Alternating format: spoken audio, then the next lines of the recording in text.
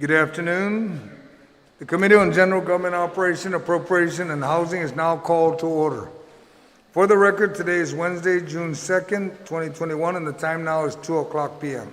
Notice for this budget hearing was disseminated via email to all senators and all main media broadcasting outlets.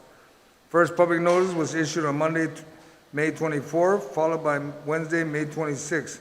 The committee will hear and accept testimonies on Bill 55-36, the fiscal year 2022 Appropriation Act as requested by the Governor, relative to the Guam Police Department fiscal year 2022 budget request. Joining me for this budget hearing we have Senator Chris Drainez, Senator Joanne Brown, and Senator Tello Taidiwe. The general rules for the public hearing. Those testifying on behalf of Bill 55-36 relative to the Guam Police Department are here. We have Chief Ignacio, Major Kitagua, and Major Chargaloff, and Ms. Anne Marie Cruz. Written testimony shall be submitted to the committee. Please provide my legislative staff with your written testimony for photocopying. Testimony may be read, and lengthy testimony should be summarized to about 5 minutes, but it looks like the Chief is ready. He's got 28 pages for his slides, but I welcome it, Chief. We have this afternoon for you, and we want to make sure we hear as much about the police department so that the people of Guam understand what you're going through. Those testifying will be allowed to present oral testimony. Once you're done, please remain in the room for questions, as may be desired by members of the committee. Question and testimony shall be confined to the agenda, which is your bill, your budget bill. Personal inference as to the character or the motive of any senator or any individual testifying is not permitted. Any violation of this general rule of conduct will result in removal from the budget hearing. Proper form of decorum shall be practiced by all present in the public hearing room for this proceeding. Individuals who fail to maintain proper form of decorum may be restricted from providing oral testimony and will be removed from the room. When you speak, please make sure that the microphone is on and that you speak into the microphone. Please state your name and title for the record. I'd ask each one on the panel, when you first speak, identify yourself, and then from there on, you won't have to repeat who you are.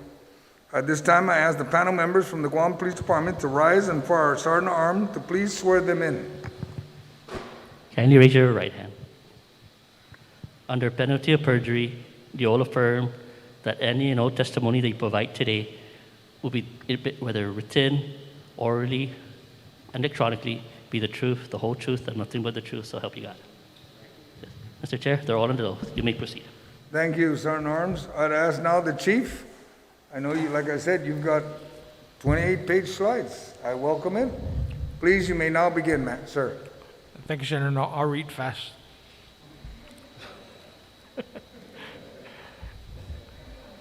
Good afternoon, Mr. Chairman, Senator Joseph Agustin, and members of the Committee on Appropriations and Adjudication.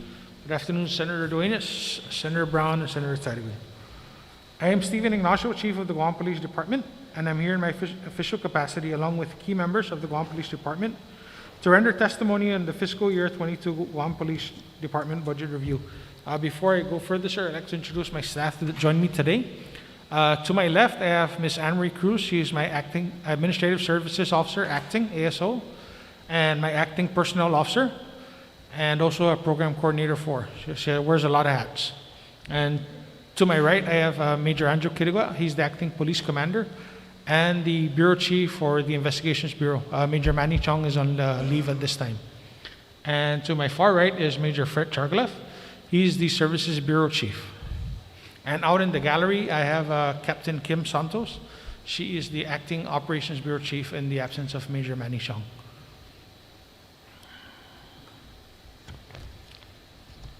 What you see on the screen is the agenda for this afternoon's testimony.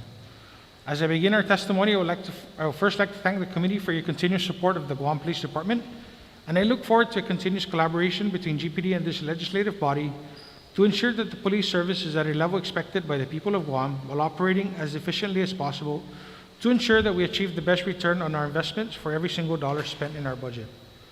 It is important to note that the staff and management of the Guam Police Department continues to work closely with BBMR and DOA to ensure that we are meeting the intent of the current Budget Act and developing solutions that will assist us in achieving the priorities of the Guam Police Department while understanding that we must be as efficient as possible.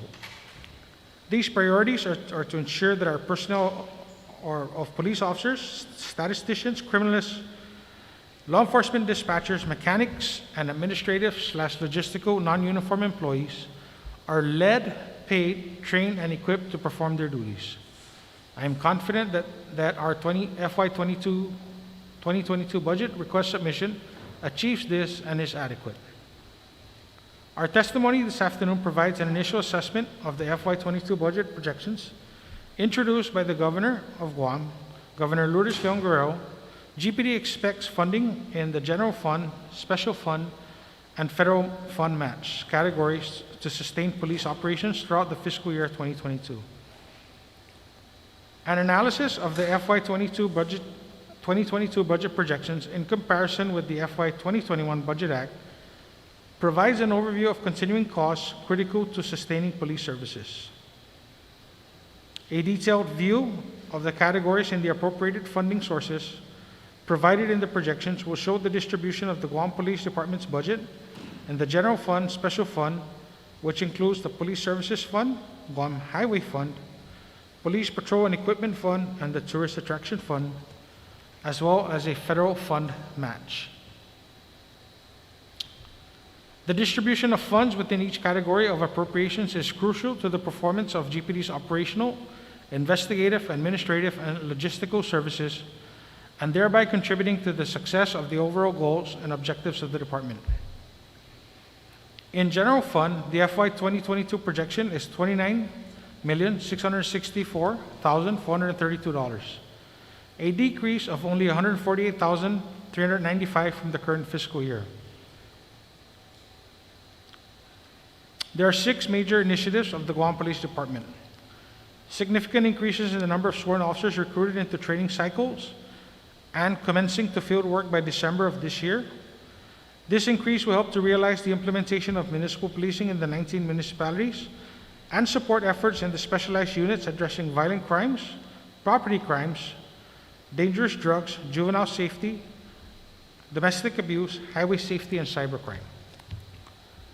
2, sustain a civilian support staff providing administrative services to the public, managing federal grant-funded programs, budget and payroll management, human resources development, which includes the aggressive recruitment objective, procurement and logistical support, communications and information technology management, vehicle and special equipment maintenance, and facility management.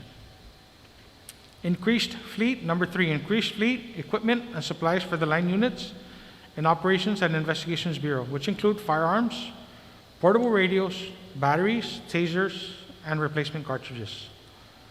Number 4, our Safe Schools Initiative. Just this year, we launched the Project U Summer Program, which includes a youth summer camp. 5, Evidence Control Facility, the construction. GPD has made 2 attempts for the A&E, Architectural and Engineering phase. However, no bidders have come forward based on our last discussions with DPW. 6, grant-funded projects. GIGO and Talafofo precinct facilities are in the works, and $200,000 has been given to GPD for the A&E for Talafofo precinct. Personnel services. Personnel services projections for FY22 combine both general funds and special funds for a total request of $36,352,722 to sustain the current force and future growth. Primarily with sworn officers, GPD currently employs 268 sworn police officers, 61 civilian support personnel, for a total of 329 employees. The current fiscal year FTE, or full-time equivalency allowance, is 369, and for FY 2022, we're requesting to raise the level to 451 FTEs to accommodate more sworn officers. Inclusive of the continued support of 22 PLTs, who will soon commence into the field on August 28, 2021. GPD is currently administering pre-screening requirements for a total of 15 remaining positions funded this fiscal year for police officer trainees. That'll be the next police cycle. Additional positions for sworn and civilian support personnel is ongoing, with the following positions being filled: 3 detention facility guard positions, 2 program coordinator 1, 8 police records clerk, 1 clerk typist, and 1 personnel officer. Utilities. The Guam Police Department projects an expenditure of $960,000 for utilities, which includes power, water, and network connection services. Under our miscellaneous projections, GPD's projections in the general fund's miscellaneous category are $778,526, which includes a federal match of $2,226,193. Also included in this category are the expenditures for the uniform clothing allowance of $97,300, the civilian volunteer police reserve stipends of $120,000. The increase is consistent with the present FY2021 budget that doubled the monthly stipend from $250 to $500 for those reservists on duty 42 hours or more for their respective month being paid. Special funds. In the special funds category, the FY2022 special fund appropriation request is $4,610,492, with over 93% of the special funds allocated to personnel costs. Special funds will also support supplies and materials and contractual services categories where expenditures of $140,000 and $195,558 respectively are requested in FY2022. Some highlights from the current FY 2021. Having provided a discussion and displayed a presentation of our FY22 budget, I would now like to put before this committee some important highlights that the Guam Police Department has realized with the funding that it has received in the current Budget Act. The Operations Bureau is comprised of the Neighborhood Patrol, Special Operations, and Highway Patrol. The strategic direction of these divisions is 1, protect life and property, 2, prevent criminal activity and irresponsible driving habits through the enforcement of laws, and to develop and implement community-oriented policing units, establish and maintain freely associated states, community outreach, neighbor watch program planning and implementation, street-level drug interdiction, adopt training programs to prepare personnel for the PFQT, establish personnel training on how to handle people with physical and mental disabilities, roadway safety, and maritime safety. However, the global COVID-19 pandemic has affected GPD's community outreach efforts and slowed training opportunities. As part of GPD's many responses to the COVID-19 pandemic and part of its mitigation efforts, the department has trained over 10 personnel to administer COVID-19 testing with the Abbott technology equipment in order to alleviate the demand on public health and the hospital, and producing over 292 completed tests for all GPD sections and all local law enforcement agencies. Drug interdiction. The individual precincts have increased patrol-level drug interdiction. There are efforts to provide training for patrol personnel in identifying new forms of illegal drugs that are coming onto the island, such as fentanyl, cocaine, and spice. Training on identifying characteristics of users of these illegal drugs, training on the danger of interacting with these types of drug users. However, again, the COVID-19 pandemic has affected GPD's ability to provide personnel with training opportunities. Efforts are being made to provide GPD personnel with training on advanced roadside impaired driving, ARIDE, and 3 HPD personnel have been trained on as drug recognition evaluators, DRE, as part of the patrol-level drug interdiction effort. We have a K-9 officer assigned to the DEA. At the patrol level, drug interdiction represented over 650 drug seizure cases for FY 2022 and over 477 drug seizure cases in FY 2021, just at the patrol level. Procurement for drug detection equipment and personal protective equipment for patrol, special operations division, and detectives are currently in progress. Dealing with persons with disabilities. Policy has been created which guides GPD personnel on how to handle situations involving persons with mental or physical disabilities. GPD has representation in the Guam Behavioral Health and Wellness Planning Council. Policy has been created that provides contact numbers of mental health professionals to GPD personnel should they encounter situations that involve persons with mental or developmental disabilities. Now to our Investigations Bureau. Investigations Bureau is comprised of Criminal Investigation Division and the Forensic Science Division. The strategic direction of these divisions is to enhance agency interaction and outreach and engaging our community through the delivery of a superior level of police service with transparency, community outreach, accountability, and compliance with the highest professional standards. These divisions apply complex, specialized investigative and technical work with the objective of identifying and apprehending perpetrators of both violent crimes and property crimes. Since the start of this fiscal year, the section that makes up Criminal Investigation Section, Juvenile Section, the DART Team, Federal Task Force Officers, and Special Investigation Section effectuated 159 arrests for crimes against persons, as well as violent crimes and property crimes. Additionally, 52 minors have been taken into custody for both status and non-status offenses since the beginning of the fiscal year. In CID, they recovered stolen property valued at over $14,600 and seized 6 vehicles, 20 firearms, and $77,000 in suspected drug proceeds, and nearly 5,000 grams of crystal methamphetamine with a street value of over $670,000.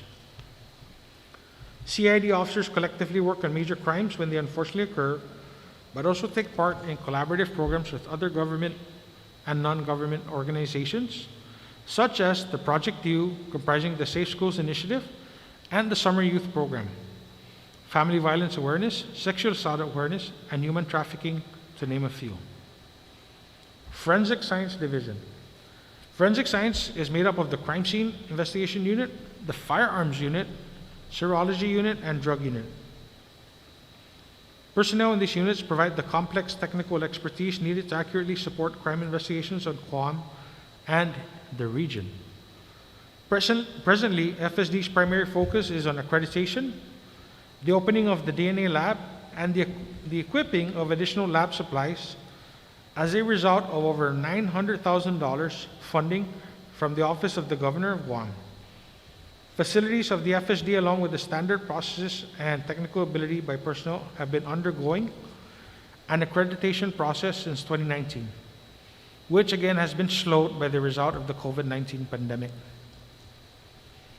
We expect that FSD will continue this process in the coming fiscal year, and we are working really hard to achieve accreditation.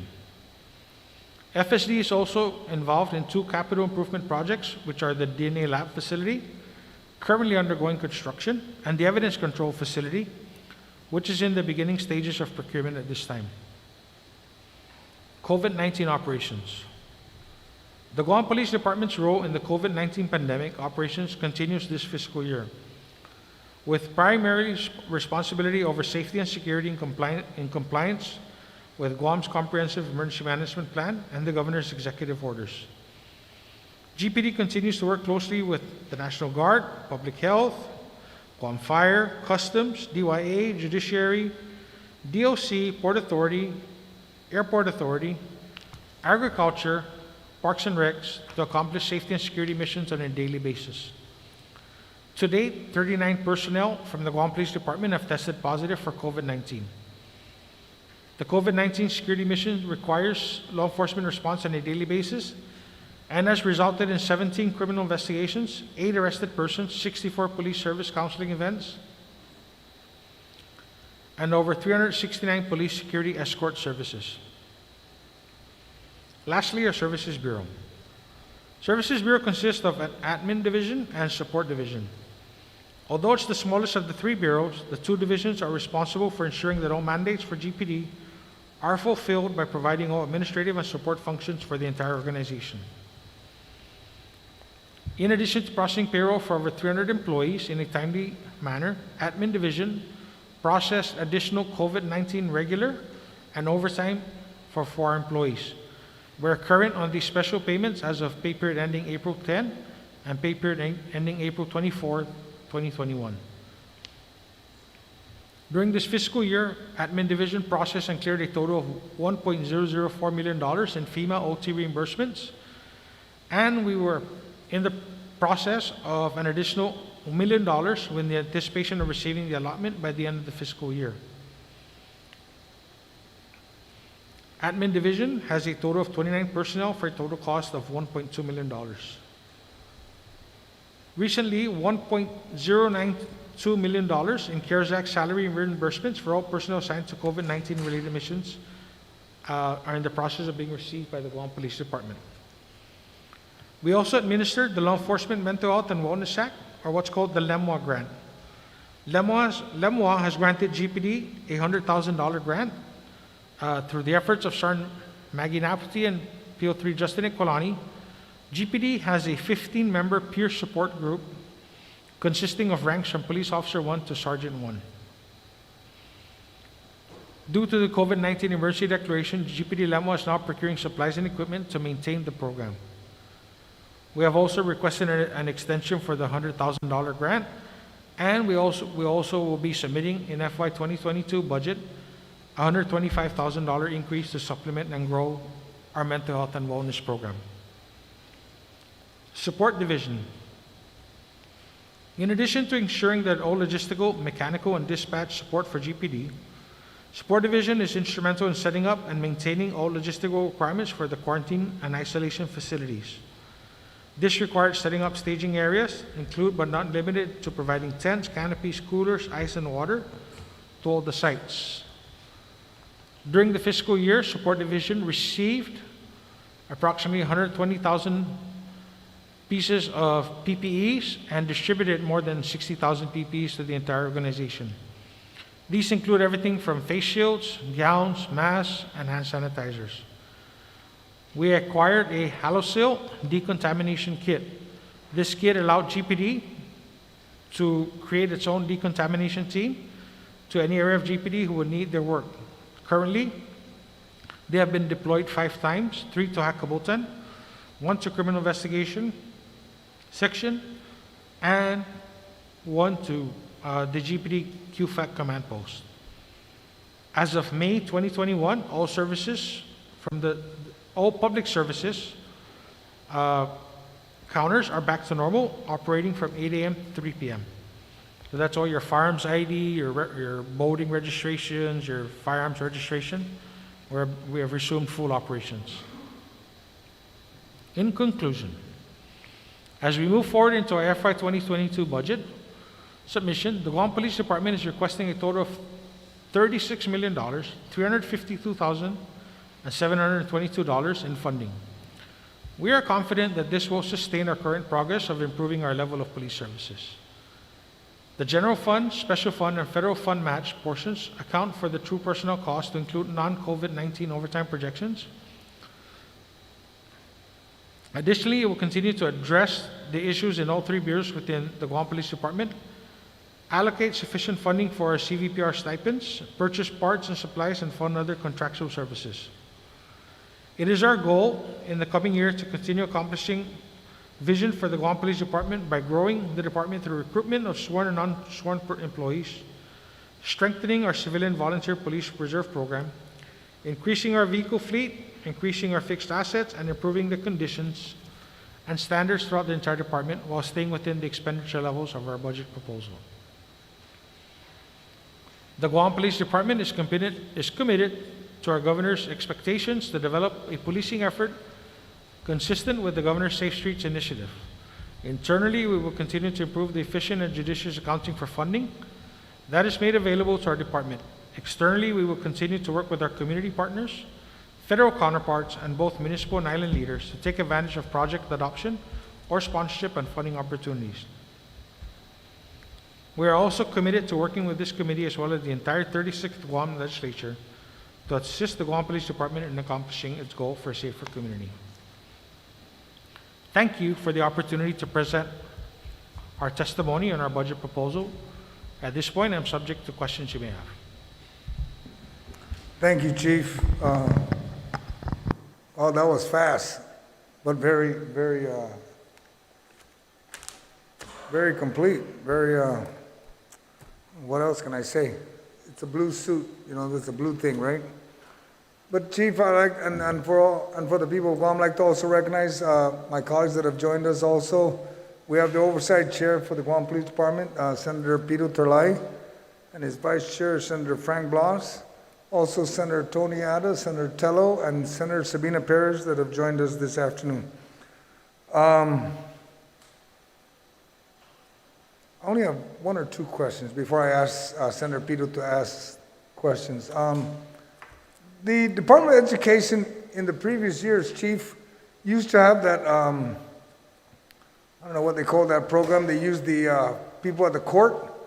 Are they trying to invite and solicit that maybe you could take over that program? Because that's federal funding, and I'm just curious to know what's going on with that, if you're aware of what's going on. Not fully, sir. I know we were, at one time, the Guam Police Department was posturing to take over that program because the contract with the judiciary was expiring. And at the last minute, I believe the judiciary may start to re-engage in that conversation. You're talking about the SRO program. But honestly, it's because of COVID, I have not had any meaningful discussions with either the superintendent, the governor, lieutenant governor, or the judiciary as to what the future of the SRO program is. All right, thank you, Chief, because I will be asking DOE that question. I would highly encourage them to employ the police department, because if anything goes on at the school, it's going to be your folks that's going to respond. All they can do is detain. You can go in there and you can arrest. You can do what you need to do, and that's why I'm in full support of the police department taking over that program. The other item is, earlier we had DOA, we went over their budget, and I offered to them to maybe assist that they come up with a pre-qualification program that may assist the police department and assist all the law enforcement, that they come up with a pre-qualification program which is in a form of, if the student is going to the Balea program at GC or at UOG for a bachelor's degree, when they reach their fourth year or the third year in UOG, or they're heading towards their second year on the Balea program, that they be, if they're interested in joining the police department, they can pre-qualify, you know, other than the drug tests and everything else they have to take. But they can pre-qualify, so when they do graduate, they can honestly say, I'm going to be employed at the police department, or I'm going to be employed at customs, or whatever law enforcement, but at least it'll basically set up the program like the military does. On the fourth year of high school, every student is given you want to join the Marines, join the Army, the Navy, or whatever branch serve, but they're being recruited. And I know for a fact that some of the folks that if they were graduating from GCC or UOG, you know, they wear the sash on them that will say either GPD or customs or wherever, and it promotes that program. I also ask that there's got to be some stipulation that when folks are employed by law enforcement, because the government of Guam pays a lot to run the training, that there's got to be some commitment that when you join the police department, because it costs whatever that amount is, because when I went to in way back, 19 cycle, it was 30 weeks. There was no commitment that I had to stay in the police department, but I tell you what, if there was a commitment that I had to fulfill, it will ensure that when somebody goes through the training, he doesn't just think of, I'm going to go down to Navy, or I'm going to go down to, you know, Customs and Border Patrol right after I graduate. No, you've got to fulfill the expense, and that's what I know Uncle Sam does that a lot. So I just want to make sure that maybe your folks, when you get with the post, you can also come up with a program that you set up a cycle for all law enforcement, because they're generally all the same in the very beginning. You all need to know about the law and how to interpret the law. And then at a certain point, then they break off. They go to the police department to finish their training. They go to the customs or wherever. But there's got to be a mechanism where it's not just you guys doing training and customs does it and DOC. Everybody join as one, and then break off to do your specialized training, which is in the department you're at. And that's something I would highly recommend that you folks consider at the post. And with that, that's just comments. And I'll have now Senator Pito Terlai can start with questioning, followed by Senator Blas. And then we'll begin with Senator Brown, and then I'll mix it up with my colleagues sitting below. Thank you. Senator Pito. Jesus Masi, Mr. Chair, and I want to thank the panel for being with us this afternoon. And there's several questions that I wanted to ask the chief, and most of it is the report that I received, from my analysts and all that from the department and from the governor's office. The first question that I wanted to ask Chief is, in the fiscal year 2020, GPD was authorized $284,573 for fuel expenses for patrol vehicles. In fiscal year 2021 and in the proposed 2022 budget, there's zero budget for fuel. And I wanted to ask you, how are you going to pay, or where are you going to get the fuel money for that? Especially now that you have more police vehicles than ever before. And I just wanted to ask you that one question. It's not showing if you have the money for the fuel. So I just wanted to ask you, where are you going to get the fuel money? Sir, so in FY21 and in anticipation of FY 2022, we use the OVIS fund, or the Police Patrol Vehicle and Revolving Fund, to support our fuel costs. And so that's where we've been getting the money for fuel, and because it is part of the Patrol Vehicle Fund, and we Okay. use it to maintain vehicles. Okay, that's good. Chief, your benefit expense for payroll have gone from 6.4 million in fiscal year 2020 to 9 million in fiscal year 2022. What account for that 40% increase on the benefit cost in that 2 years? Yes, sir. So it's my understanding in a discussion I had with my ASO and my staff is that in FY 2021, the retirement contribution was at 26 something percent, and it is now gone up to 20. Yeah. Okay, go ahead. I'll have my ASO answer.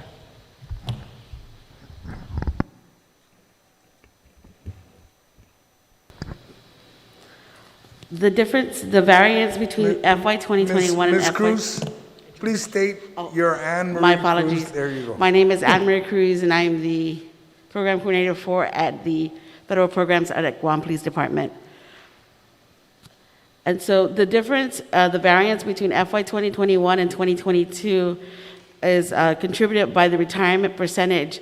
In FY 2021, the percentage was at 26.97, and in preparation for the FY 2022, we used a percentage of 28.50. In FY 2021, it's our biggest group of people that are getting increments. So as they get increments in FY 2021, in projecting for FY 22, it accounted for those increments and therefore affected the increase as well. Okay, so 40% increase is like 3,000 plus increase? If you look at it, the increase is about a million overall in salaries and benefits for general fund, and those two particular concerns, retirement and the fact that majority of our people are getting increments this year, which will carry anew into FY22, is what's causing the inflation, the increase. Okay, okay.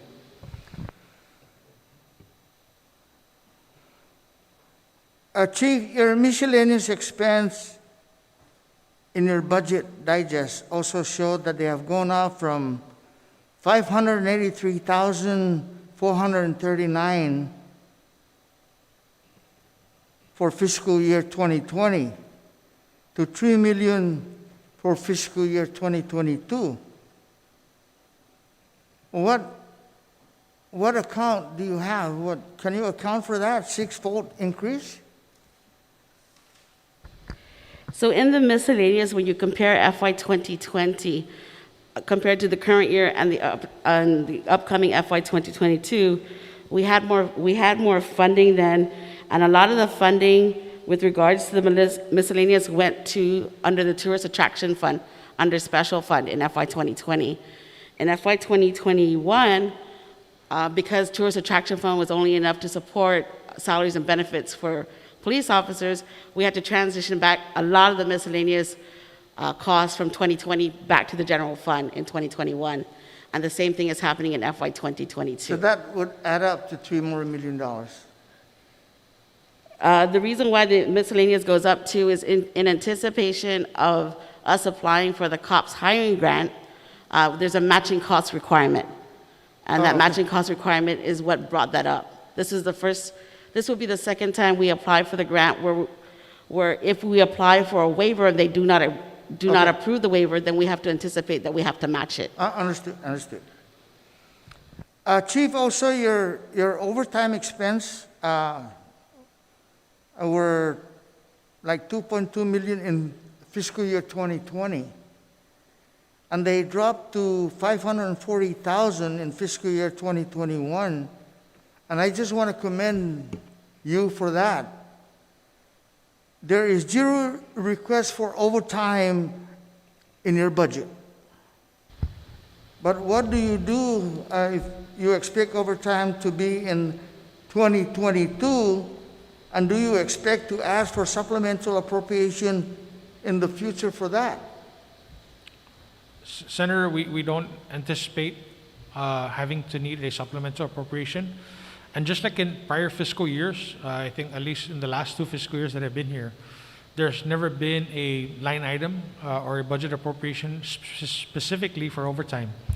So just like in all past years, once we get in our allotments, then we understand that we still need to put a portion of our allotments into overtime because we do accrue overtime for homicides, investigations, fatalities, this COVID pandemic that we're still in.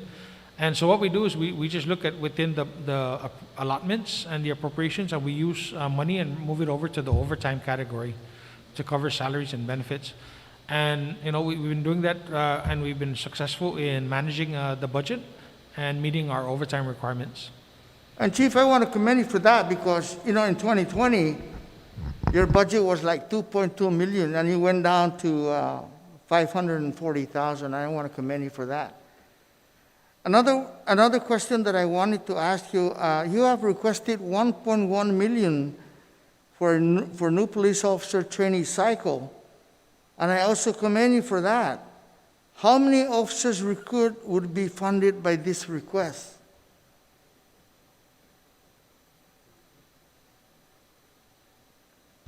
So the request for the 1.1 million is what we're talking about, the matching, should there be a requirement from the federal grant.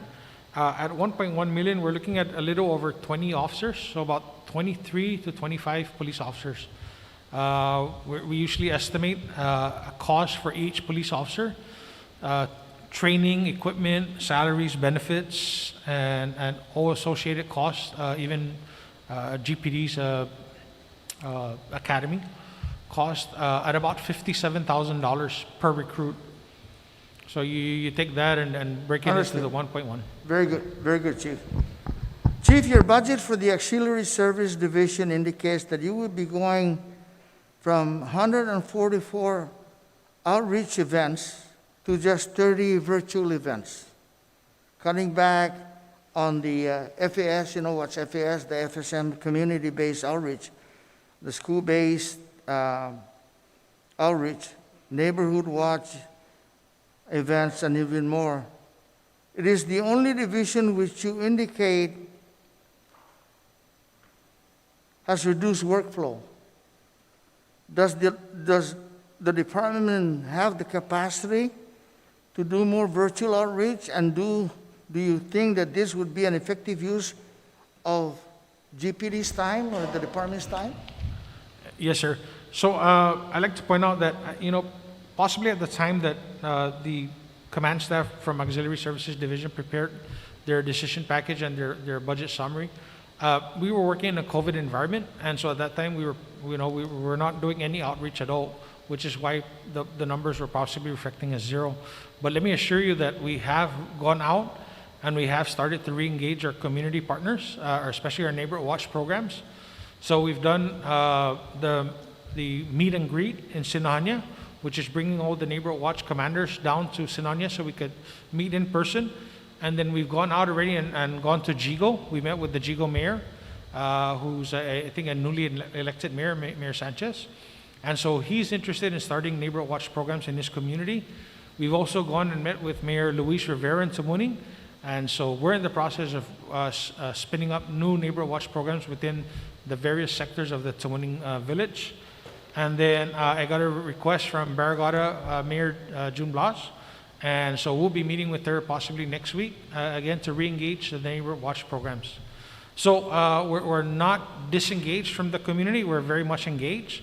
As the restrictions for the COVID pandemic are eased, we are starting to go back out and meet with our community partners.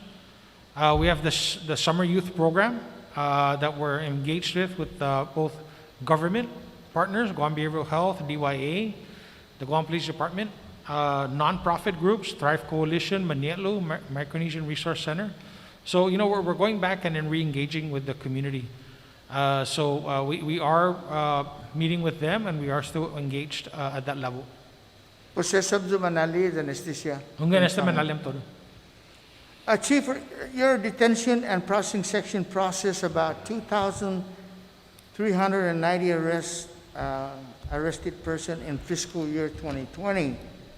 And in 2021, you estimated that the department will process at least 3,300 arrested persons. Why? Why the increase? Are we moving up in more crimes or things like that, Chief? No, so if you remember, I sent out, we reported that we had a 15% decrease overall in crimes and calls for service. And so what you're seeing, though, is increase. Possibly what's leading to the increase in the arrests is the number of people being arrested. So we don't have more crimes, but we're clearing more cases. So we're making more arrests. And then at the street level, again, we have a lot of street level drug cases, drug interdiction. And so, those number in the hundreds as well. So you assume that the increase of arrested people would go up to 3,330 or something? Right. The increase is related to the number of arrests of people because we're closing more cases or we're also making more arrests. Everything from a DOI to a street-level possession case. And more reported of crimes, right? Okay. Chief, also in fiscal year 2020, you listed 100 instances of narcotic canines deployed and 98 instances of narcotics located with canines.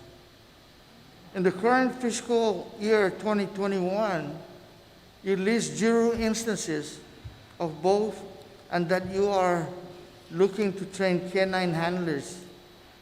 Does this mean that we do not have any drug detecting dogs in use in the force at this time? Because of your zero number? No, sir. So I believe we still have 1 drug detection canine or dog. One we recently had to retire because at the recommendation of the vet, and so the rest of the canine handlers, we're down to 4 now, but for the other 4, 2 retired and 2. One is currently has been on extended leave since 2017, and 1 received a promotion, so he's no longer a handler. Oh, so that's how you Yeah, lost, so that's why the number of some handlers the have gone handlers. down. But also, I'd like to say that from at the time during the peak of the canines, we've probably lost about 4 dogs because they either passed away or we've had to retire them because of medical reasons. Okay, and the age limit is what, like 10 years for dogs, right? Yeah, I'm not sure the age limit, but we have them in service. Some of them have been around for a while, but we are working on trying to procure at least 4 additional dogs at this time. Yeah, okay, thank you, Chief. Chief, the Dedido precinct lists 7 vehicles out for repair. The Dodge Dangaro and the 3 Dodge Charger and 1 Ford Explorer and 1 Ford Taurus and 1 Ford Ranger pickup. The Muning precinct has 5 vehicles out for repair. Central precinct has 7 vehicles under repair. Agat, 5 vehicles under repair. Chief, that's 24 vehicles under repair. Can you just refresh my memory on just what are the status of those repairs and how long they have been in the shop for repairs? Because that's a lot of vehicles. 24 vehicles are down. Good afternoon, Senator Pilu Tulay and members of this legislature. My name is Major Fred Chartleff. I'm the Services Bureau Chief. I'll go ahead and I'll give you an update on those vehicles. So actually there's a total of 27 vehicles that are in the red or they're having issues. So of that, 15 of them are either going to, or 7 of them are going to be surveyed. So meaning they're no longer going to be serviceable and won't be in operations. 8 of them are crashes. Some of them are related to crashes involving suspects where they're ramming the patrol cars or, they're using their vehicles to hit it. So again, when you're looking at that, out of that, so there's 27 total. 1 just got repaired now, so that leaves 26. Out of that 26, 15 are either going to be surveyed or involved in crashes. So those are, when we say crashes, so most of them are going to be major type repairs involving, body work and things like that. So really there's 12 that are in the shop right now that we're awaiting parts. So, and it could be anything from a radiator, to transmission, tensioner belts and things. So we're waiting the parts on those. And, although, yes, you got all these different vehicles, especially like Dededo Precinct has, the most amount, but the one thing that I can say, at least from the guys out on the streets, especially Captain Kim Santos and Captain Sonny Castro, they're the district commanders, is to constantly rotate the vehicles so they can help each other out. But the one thing that I've instructed, at least my support division staff, is whatever vehicles that they can get out there immediately, then they will dispatch them. So it is, in fact, yes, a good amount of vehicles that are out, but rest assured that even with these vehicles that are out, we're diligently working to make sure that operations are not going to be affected. So a key part of that, so that when you think about it on the bigger picture, there's 12 that are really are up because are down that needs to be fixed on, because these others, like I said, if you look at it, 27 vehicles, 7 are already going to be surveyed. Those are the ones in red. As a matter of fact, a couple of them at Dededo Precinct. 1, 2, 3, so 4 that are already going to be surveyed, because those were involved in either crashes or some of them are just, exceeded already their lifespan. So that's why. Okay, so all those vehicles that were turning for repairs, you're getting like 12 vehicles up and running by then. Well, that's the 12 vehicles, those are awaiting parts, and as soon as those parts come in, they'll be out of the road. Okay, So. okay.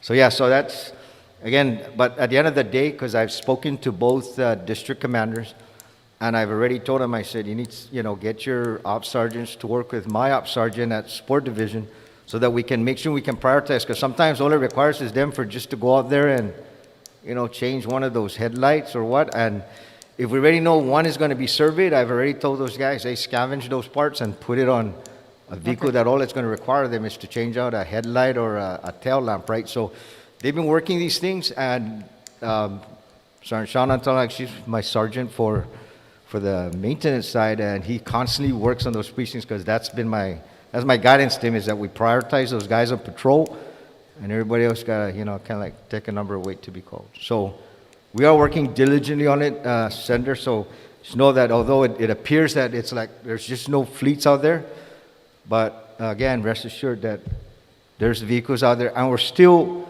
acquiring vehicles. We should be getting some in the near future again. So.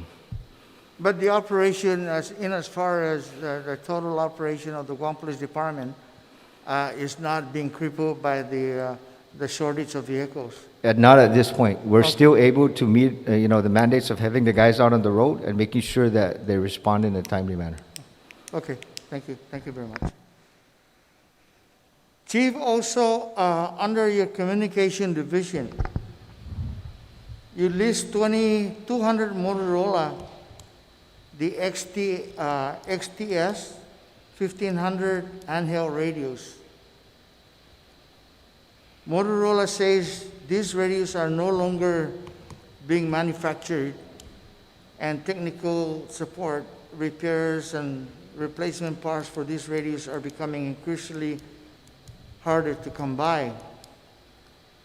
Cost for maintenance for this radio system has increased from 400,000 a year to 2 million a year because of this. Do you have a plan for the replacement of your radio system, Chief, at this point in time? Yes, sir, we do. So let me just go back a little bit in time. So the Guam Police Department has gone twice out and issued an RFP for the radio system. Both times it has failed. And just recently, I got back the last RFP and the The advice. RFP has failed? Yes. Okay. The advice from the Attorney General's office in the last RFP is that we start all over and start with a different process. So the handheld radios, we buy our current to market and work with the system. What is old is the system itself, the Motorola SmartNet system. So which Chief, is- what was the problem on the RFP? What was the situation in the RFP? How come it was? I don't have the documents in front of me, but I know one of the big things that stuck out was the procurement record. Yeah. So there was a big problem with the procurement record, and because there's documents missing or information missing, we were advised to start all over again. So what I'm doing is I am going to start all over again, and I am going to bring in someone who comes from another agency who has been working on communication systems for the past maybe 8 to 10 years. And so we're going to be meeting with GSA and making sure, and the AG's office, and making sure that this time, the third attempt, we get it right and we get this thing off the ground. Last question, Chief. Do you have any plan for the GU and telephone precinct? And do you have an estimate of how much it would cost for the capital outlay for these two villages? Yes, sir. So Talafofo Precinct has already received $200,000 for the A&E, or the architecture and engineering design from GURA. And so currently we're either looking at either remodeling or refurbishing the Talafofo teacher staff housing, or maybe even using the property and building a new precinct there. Again, it's still in that phase, and so we're still working with GURA. As for GIGO precinct, we did submit an application to GURA to build a GIGO precinct. As far as how much it costs for a precinct, the central precinct in Naganya, which is the largest that we have to date, that's a 10,000 square foot facility, and that cost about $3.1 million to build. 10,000 square feet. Yes, sir. Okay. Okay. Thank you, Mr. Chair. I just want to thank the staff for the complete report, because I was looking through this report, and before I got through, I was getting dizzy already. And I just want to congratulate you guys for turning in your needs for your department. And I guess it's one of the most complete budget submission that I've ever seen. And I want to thank your staff and everybody else. And also for the good job that you guys have been doing. Chief, you're doing great. Thank you very much, Chief. Thank you. Thank you, staff. Thank you, Senator Pito. Senator Blas, do you have any questions or comments for the panel? Thank you, Mr. Chair. Chief, guys, okay, thank you for showing up today. I just have a lot of questions based on all the yellow tabs that my staff put on your budget. Okay, so kick back and relax. No, I'm just joking. Chief, I appreciate the summary. As completed it is, sometimes, the devil's in the details. I'm going to refer to page 4, okay, of that you gave this to us. Under general fund, I'm a little confused there of the language that you had put here. It says, In the general fund, the FY 2022 projection is 29.6 million, a decrease of 148,395 from the current fiscal year. This decrease is a direct reflection of the 6 major initiatives. Then you go to the 6 major initiatives, and I'm a little confused here because it says you got a decrease here, may run into a little problem, but then, Yeah, so what that means is that we only realized a $148,000 decrease in general fund appropriations. Yeah, so it was a little bit confusing. I apologize. We were supposed to massage that a little bit better. Okay. So it came off a little bit better, but yeah. What that meant between FY21 and FY22, in general fund appropriations only, there was a net decrease of $148,000. That's it. so even with a net decrease of $148,000, That's it, you'll yes. be able to achieve. Right. We- So there was, I mean, it is very insignificant, really, the $148,000 decrease. But it was a decrease, so, we just put it in there, but yeah, we should have massaged it a little bit better because, yes, I do understand your concern. Okay, so massage it a little bit better so that it becomes a little, okay? Yes, sir. Couple questions. One of the other things that I was looking through here is, what's your personnel strength now? Again, I forgot. Oh, 300 plus, including sworn and unsworn. Sorry, let me find that page.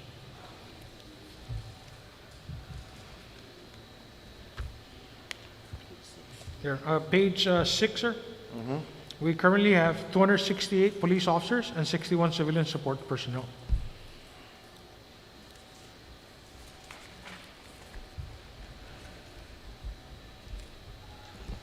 Okay, of the 268, is there anywhere that you can provide in as far as what the breakdown is and as far as rank? As far as rank? Yeah. No, I don't think we have that here today, sir. But we can definitely get that to you by Please, okay? as early as tomorrow. Yeah. Because then the significance in that question there is basically what's your personnel allocation basically per division or per section and per precinct, okay? Yes, sir. Okay. I think that'll give us for me at least, a better understanding as far as what your allocation and as far as how many officers you have in patrol versus specialized units versus support and admin. Okay? Yes, This will help to justify in as far as, what your needs are and as far as personnel. How many personnel have you lost so far, by the way, in this fiscal year? Where's that page?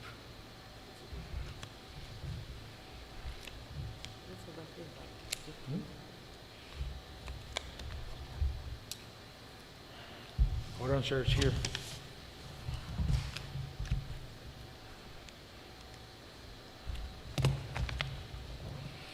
So just in FY 2021, sir, to date, 21 people have separated from the Guam Police Department. Okay. And of that 21, 13 are uniformed, 15 are uniformed personnel. 2 retired and the rest, 13 separated. The rest are civilians. Okay, so you said you lost 13 sworn personnel? Is that what it? Yes, sir. Okay, and of the 13 sworn personnel, you have the rank breakdown of that too as well? For that, I have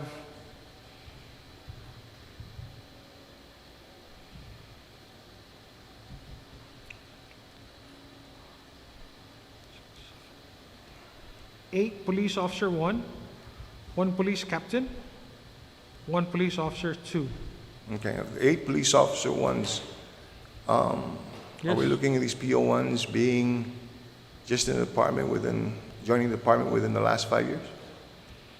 Yeah, these officers probably joined in within the And last. I think it goes to, again, the concern that was brought up by the chairman here, in as far as providing some type of commitment, if you will. And with officers that you spend money in training and equipping, and they take the training, the experience, and they move on. Greener pastures, I understand, but we also have got to be very cognizant of how much you had spent to be able to train them up and get some commitment from them on that. Okay, so that's another conversation for another time.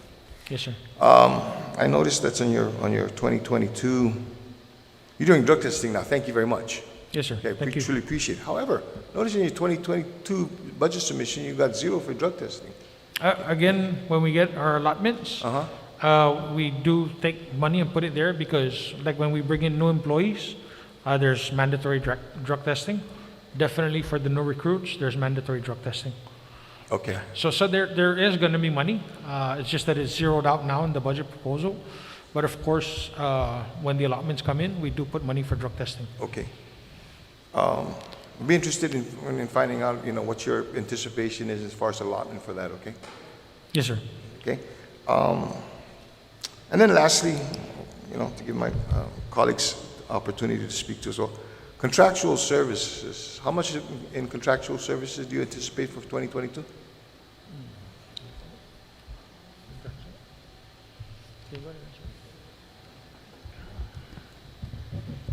Based on what we submitted with the budget digest, it was $427,000. 427,000? Yes, that's contractual. It's not inclusive of lease rental costs. Okay. Can you, what contracts are you talking about? Again, the dollar amount that was placed in here was based on what we could ask in the budget. So once we get the budget, like overtime, like drug testing, we will move monies around accordingly, depending on how much more we would need. Okay, I truly appreciate that, okay? Mr. Chair, thank you. Thank you, Senator Blas. Senator Brown, you're first one in, and then Senator Duenas will follow you, and then we'll get to Senator Tello, and then Senator Ada. Mr. Chair, in all fairness, I can defer to Senator Duenas because he actually was here before me. Okay, then. Senator Duenas, you got first dibs, sir. This Masi, Mr. Chairman. I gotta say, Mr. Chairman, Senator Brown is one of the most polite people in this body. Sidus Masi, Senator. And thank you, Mr. Chairman, once again. Chief, and to your team, thank you for being here today. I join my colleagues in saying that it's a very thorough presentation. We thank you for that. Just a couple of questions. One of the standard questions has been, and please don't be like Mr. Byrne and keep it a secret when we ask you, did you make any requests to the administration for any of the rescue funds, federal funds? Yes, I did. Okay. Can you let us know what that amount was? I don't have it offhand with me, sir, but we did turn it into Mr. Carlson at BBMR and also to, other staff at Guadalupe. But I think everything is still under review, so I don't have the numbers with me, sir. So you don't have the dollar figure with you? No, I don't. Okay. Did you, is it for capital improvements or personnel or? Oh, we were all over the place. I mean, because we don't have guidance yet as to what is allowed or not allowed. We've asked everything from personnel, equipment, cars, buildings, construction. So, we're all over the place with it because we didn't know what the guidance was. So, we're just submitted a wish list. But, it's my understanding from the governor's office and policy that, there's no firm commitment yet. There's no final rules. So there's still, everything's still under review. Okay, looks like that's the standard answer. So I got you, Chief. I've been there. Yeah, thank you, sir. Okay, sure. I'm not going to harass you about it. Yeah, I know you got a lot of work to do. But so in looking at your budget request, kind of following up on Senator Frank's line of questioning, just to kind of get an idea once again in terms of your thought process and the plan for personnel. So yes, so you have your 268 officers at this time, the 61 on civilians, so that brings you to 329. With your current fiscal year request, it'll bring you up to 369. So is that 61 civilian going to maintain? So does that anticipation of maybe 40 more officers is what you've written in here? So right now we have 22 police recruits. Okay. And we're bringing in 15 more for the next cycle. 15. Yeah, so Okay. 37, looks like we're at 37. Supposed to be more, but again, in this current cycle, 2 people quit already. Okay. And so we're taking those openings or positions and probably increasing our 15 to maybe 17. We're also looking at the recent resignations of PO1s, and we use that again to hire more people. Right on, Chief. Yeah, I heard that. So it looks like then what I'm seeing in the variant there, to the 26940, you're going to go for officers. We're going to get more cops on the beat.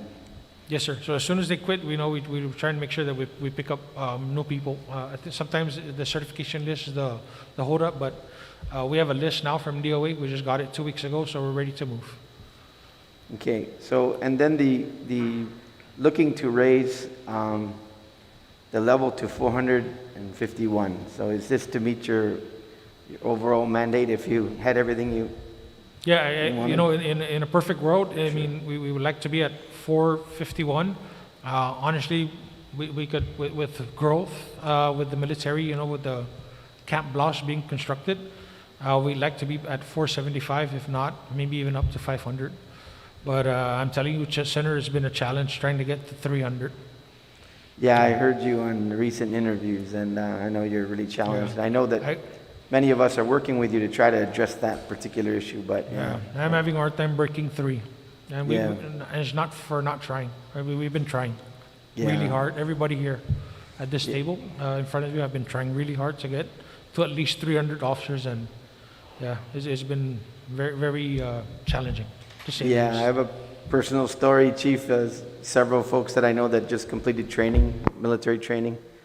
They went in, they were looking at some of the other services, and I got to commend DOA. They were sending them down the hall, say, hey, GPD.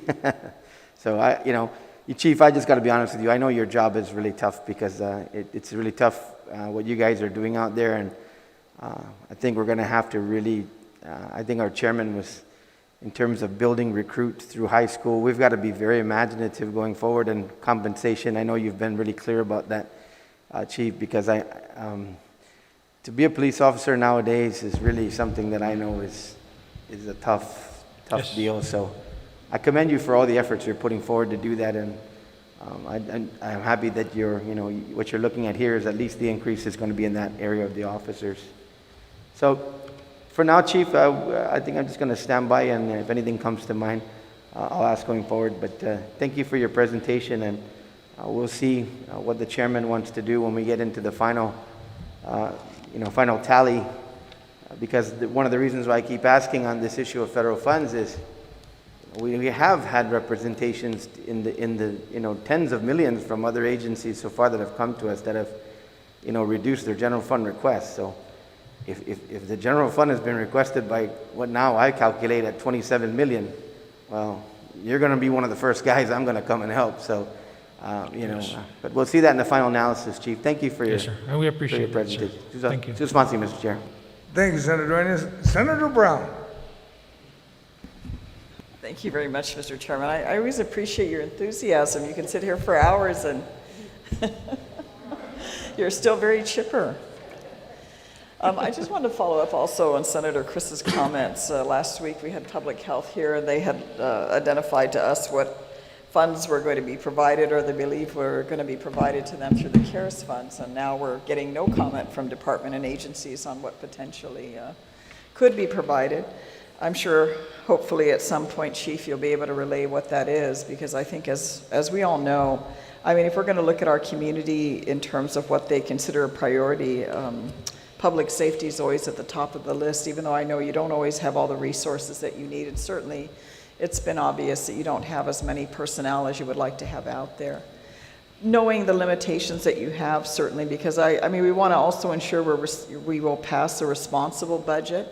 As I've mentioned time and time again, we're kind of living in an artificial economy because we've had such a vast infusion of federal funds that, everything looks good on paper. But I think as you go around the community, or certainly we go down to our business sector in Tumon, we see how idle our economic activity is on Guam, and our concern certainly the next year or two, where we're going to be financially and our ability to generate enough revenue to sustain the government at the level that it's been. I mean, it's quite common for department and agencies to come before the legislature every year and always want an increase, always say we never have enough resources. to do our job. And one of the things, certainly for those of us, we've been on both sides of the aisle, is to maximize what you can have. And I just wanted to get and I appreciate the presentations, very well put together. I could follow your what was up on the screen as you read through it. I know a lot of time and effort went into putting that, and I appreciate that. That's actually one of the most professional presentations so far in the budget we've received from any Government of Guam agency. So I know a lot of time and effort was put into that, and that's much appreciated. But knowing your challenges that you have, how are you looking at maximizing your personnel with your current resources that you have? Because I do have to commend you. I've seen much more visibility of your officers out on the street actually doing enforcement. As I drive by, I see, oh, well, thank God it's not me. I do have my car registration tag in my glove compartment that I have to put on my car because it's already June 2nd or something. But I do see that. I noticeably just driving around the road have seen that increase and change. How are you going about managing? Again, that's the part of the challenges that come with the leadership when you don't have all the resources that you need. And where do you see a greater need right now with what's going on? Because you have a better pulse of the activities happening out there in the community. If you can elaborate on that for our interest with resources you have, and certainly I'm sure the public would be interested in hearing that as well. Yes, Senator. And first off, I'd like to thank you for recognizing the officers, seeing them and their visibility out on the street. You know, that's always been one of the commitments of this administration, is to make sure that we're visible and we're there when the community needs us.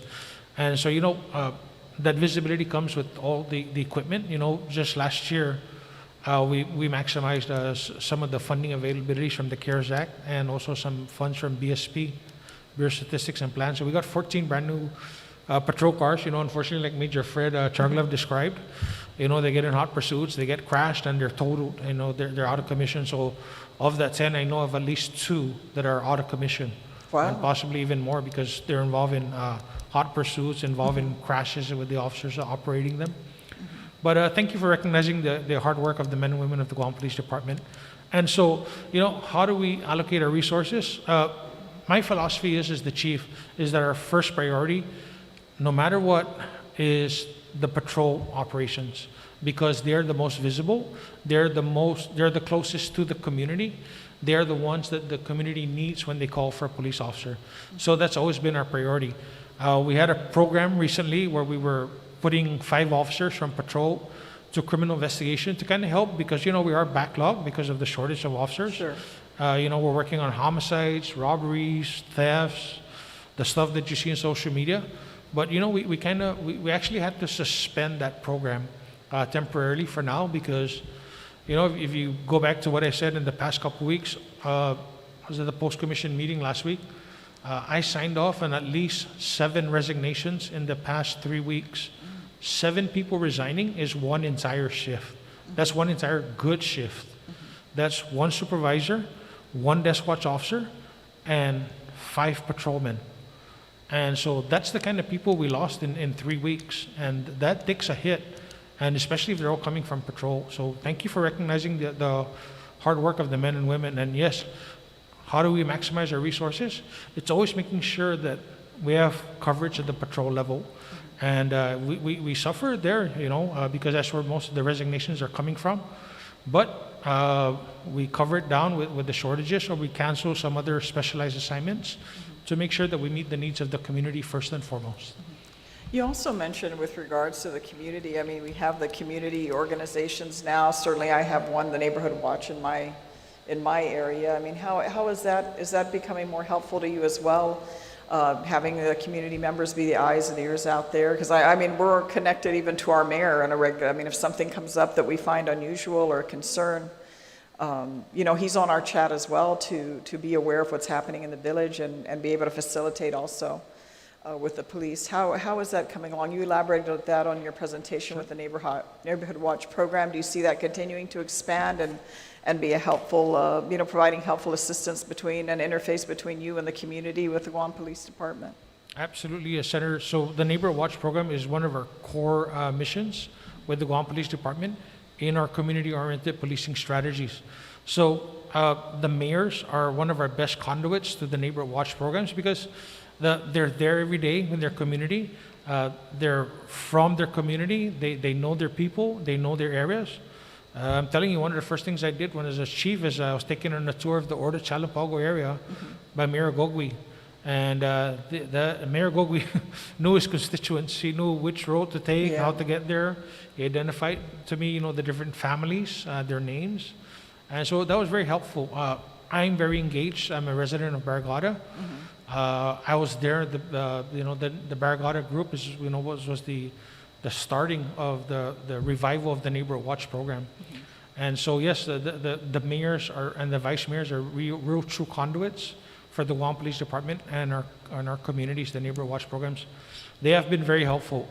They know their communities, and they have provided us information on suspects, suspicious activities, and have helped solve crimes. Barragata was, prior to all this Neighborhood Watch program, a very observant neighbor was very crucial in helping solve a homicide. Yeah, so they have a lot of value.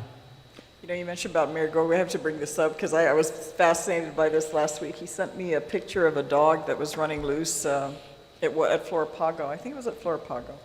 And he asked me if that was my dog. And I looked at it and I said, I had to message him back. I said, that looks exactly like my dog Benjamin, but Benjamin's at home in Pago Bay, but thank you for checking. But that's how much the mayor, the fact that he can recognize my dog out of, I'm sure, thousands of dogs in the village, and at least ask me, because they could be brothers. They look exactly the same. But Right. I'm sure we appreciate our mayor for his advocacy with that.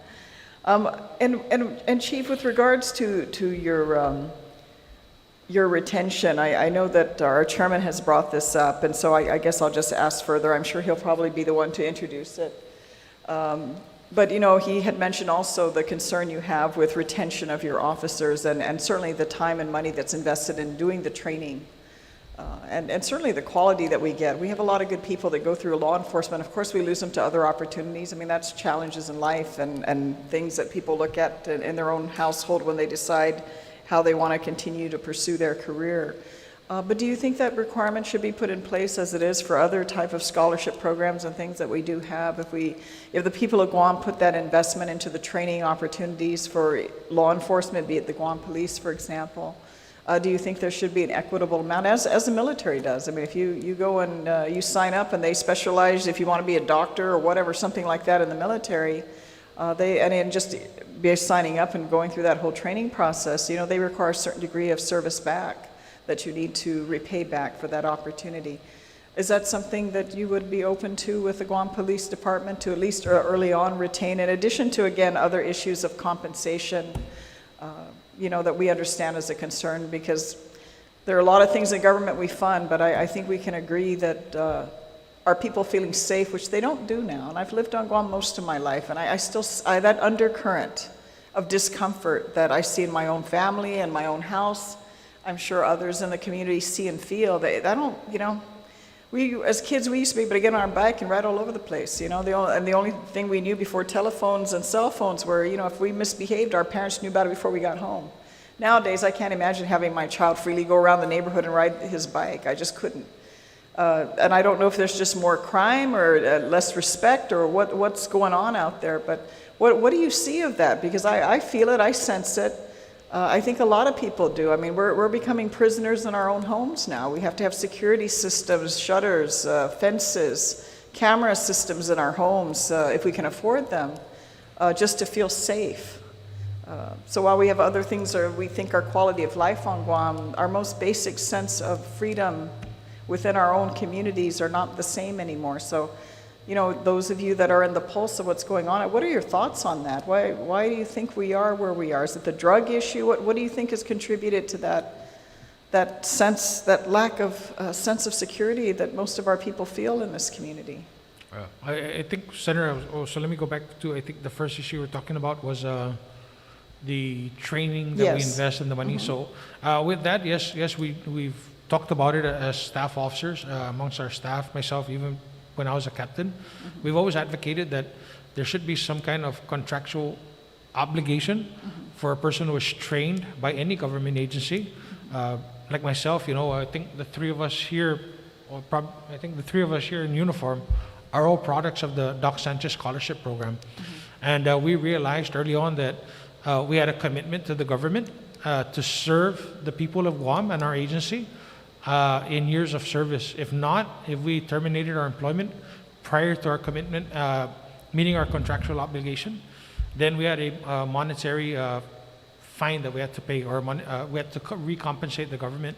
So yeah, I believe that there should be some obligation on part of a recruit coming in, knowing before he raises his right hand and takes the oath of office that if I do this, I have to stay here for 4 years, 5 years, and and then I can look for greener pastures, if they are greener somewhere else. And then the second question is a follow-up. What do you think is contributing to our community where we are with our I think people right now? So I think there's multiple factors. You kind of touched on the drug problem. We do know that Guam has a drug problem, but we continue with the Guam Police Department to fight drugs on multiple fronts. We fight it at the street level with all these hundreds of drug possession cases. We fight it at the investigative level. We have our narcotics team. And then we fight it at the federal level. I have a task force officer at DEA, ATF, FBI, Postal Service. I mean, any way that we can combat the drug problem, we're there and we're in it to fight, to win. And, we work hard to, address the drug problem. I understand what your concerns are with safety and security, when you don't feel comfortable letting your child ride their bike up and down the street. But just myself, in my personal experience, sometimes I know my neighbors, sometimes I don't, because some of the families have sold off their properties. Sure. They've built housing that's up for rent, so there's some days I don't really, when a new military family moves in next to me, sometimes I connect with them, sometimes I don't connect with them. And sometimes, it's the sense of community. People don't have that sense of community because we don't know our neighbors. And that's one of the benefits of the Neighbor Watch program, is really allowing your people to reconnect with each other. Get out of your house, get to know your neighbors, what kind of car they drive, so that you know what a suspicious vehicle looks like. And that's the sense of community that we need to build. And we're working hard to rebuild that sense of community with our community-oriented policing strategies. Well, I appreciate it, Chief. Like I said, there are many priorities we have in the government, but addressing keeping your people on board, and at least to the degree we can, giving you the resources you need. I would venture there's no doubt that's the feeling of our people out there, especially during these times. I mean, we've been through the drug issue. I mean, when we were growing up in the early 70s and we were very young, I mean, that was a major problem on Guam back then as well. And I hope it isn't something and a trend that continues through every generation. But all the side effects have been significant. And like I said, at the end of the day, I think we want to feel a sense of community, but also a sense of safety for ourselves and for our families. So again, thank you for your presentation this afternoon. It's most appreciated. Thank you very much, Mr. Chairman. Thank you. Thank you, Senator Brown. Senator Tello, do you have any questions or comments for the panel? Yes, I do. Thank you, Mr. Chair, for the opportunity. Good afternoon. Chief, I'm looking at, why don't I just start with some questions I wasn't quite sure of. I'm sorry if you're having to repeat it. It's so hard to understand sometimes. But there was a question earlier regarding the COPS, the miscellaneous section there was a significant increase in the miscellaneous section, and with a significant portion going towards the local match for the COPS grant, I believe it was $1,807,317. Can you outline how you are shifting these monies around to avail of more of these federal funds, and what will the funding go toward?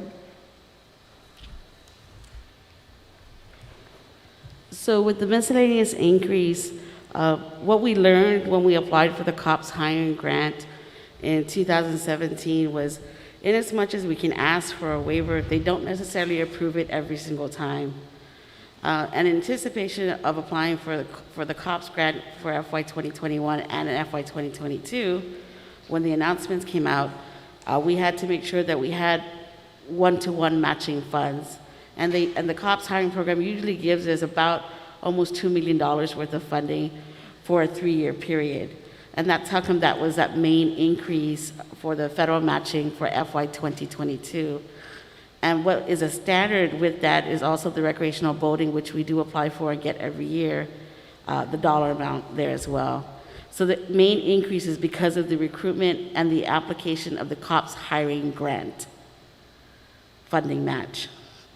The highway grant funding much, that's how you were able to? It's called the COPS hiring program. Okay, Yes, right. yes. So you were able to move some money, shift some money around to make that appropriate, or that matching fund? That was the end goal, considering that we are in need of police officers, and it is our primary mechanism for recruitment, should general fund not kick in. It was said that in 2020, I think last year, the application for the grant wasn't submitted. There was a comment made that due to shortage of personnel, this was an article in the Post last year talking about that. Can you elaborate why now it's okay when, last year when you went after it, you missed the deadline for getting this grant, and now you're able to get it, but there's still that comment you made regarding due to a shortage of personnel? Yes. Wasn't submitted because it was due to, okay. Thank you, Chief. So Senator, we did miss the last application cycle, and that's totally on me. I take full responsibility for that. And so, we were trying to get the documents in on time. They weren't uploaded on time. We missed the deadline off island. And so I take full responsibility for that. So we're trying to beat the clock now, and we are in process of hiring, requesting for 2021 to 22 COPS hiring grant program. Mm-hmm. We are applying for those grants, and so we're way ahead of the curve in meeting the deadline. The request that we're asking under miscellaneous is we don't know if we're going to get a waiver of the matching, or we're going to get full waiver, partial waiver, but in anticipation that this is how much we usually ask for. We want to make sure that we have the local matching requirement, so that we don't have to come back and ask for an appropriation to fund the COPS hiring grant. Okay, I see now, Chief, what you're saying. Okay, because the way it was reading, it was like because there was a lack of personnel, individuals, shortage of personnel, but it's actually just missing a deadline then. Yes. Okay. So we're trying to meet so this time around we were on top of it, and Yes. you got through. Yeah, no worries. As long, not everyone's perfect, for sure. But Yes, I appreciate you continuing on with these efforts, and also Anne for explaining the funding, how you're able to do this. I appreciate it. Of the on the spreadsheet, there's 379 FTEs. Do you have that same one, 379 FTEs that's reported? Okay, of that, how many of those are uniformed personnel who is actually patrolling on the streets? So we have 268 total uniform officers. That's throughout the entire Right, department, right. including Right. the majors. Right. There's about 30 officers per precinct. So 30 times 4, so about 120 officers So you have should be at the precinct. Okay, so you have 130 officers patrolling. Assigned to patrol, right. Assigned to that's- patrol. That's over the 24-hour period, 4 shifts. Okay. Right. Okay. So, as you mentioned earlier, and also in that same article, it actually read, Chief, that you made a comment that actually the ideal scenario is 500, police officers versus, 400. If you can get 400, that would be okay, but 500 is ideally, considering, like you said, the military buildup. However, how many is ideal for patrolling the area to put into place? If you have 126 patrolling, assigned to patrol? So currently, the Guam Police Department has what we call 28 beats or 28 geographic areas that we patrol. So if you take 28 police officers for the entire island for one shift, take that and multiply it by 4, and then actually it's take that and it's 28, 30, because you have sorry, No worries. the math escapes me.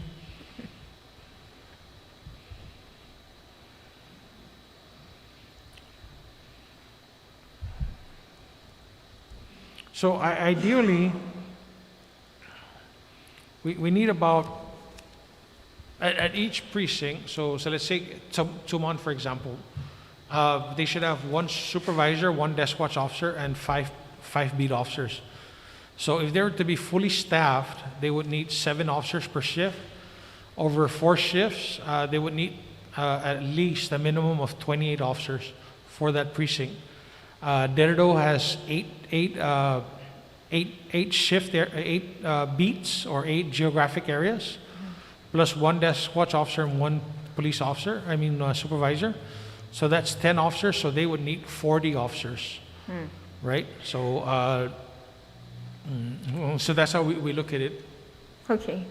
And then right now you have 126, you said, that are on We have about 120. 120? At least 30 officers per precinct. Okay. And that includes all ranks.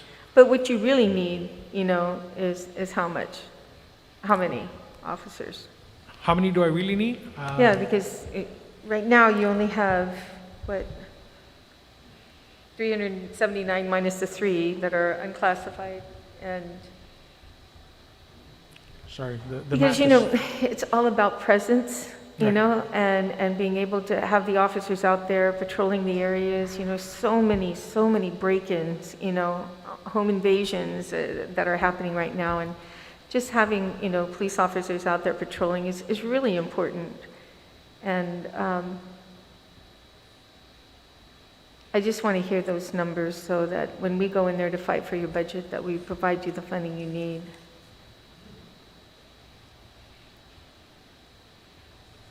So I would need 40 at Derdo. So they're short about 10. So each precinct is short about 8 to 10 officers. And that's because, again, resignations, military leave, Okay. sick leave, extended sick leave. So how much do I need at the precincts? At least 140 police officers. 140, and right now Right. we have 120. Right. So what you're saying is we need about 20 more. Right. That's doable. But I guess, even if we do have the money, we need those recruitments. We need those individuals to actually step forward, to want to do this type of job, and it's a very difficult job. So I understand the issues on recruiting. Okay, the other question I had was, you have the evidence control section that was presented in your presentation. By the way, I agree with Senator Brown. It was an excellent presentation. I appreciate it, especially when the narrative was provided to us. Usually, we just get the PowerPoint, but not the narrative, so I really appreciate that.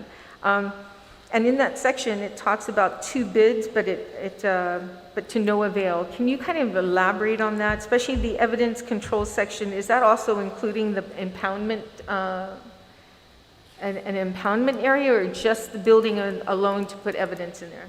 So the evidence control section is where we're going to house all the evidence that we have in criminal cases or evidence that we have in safekeeping. We're currently leasing a warehouse, and so we'd like to get out of that lease and move into our own facility, which is going to be owned and operated by the Guam Police Department.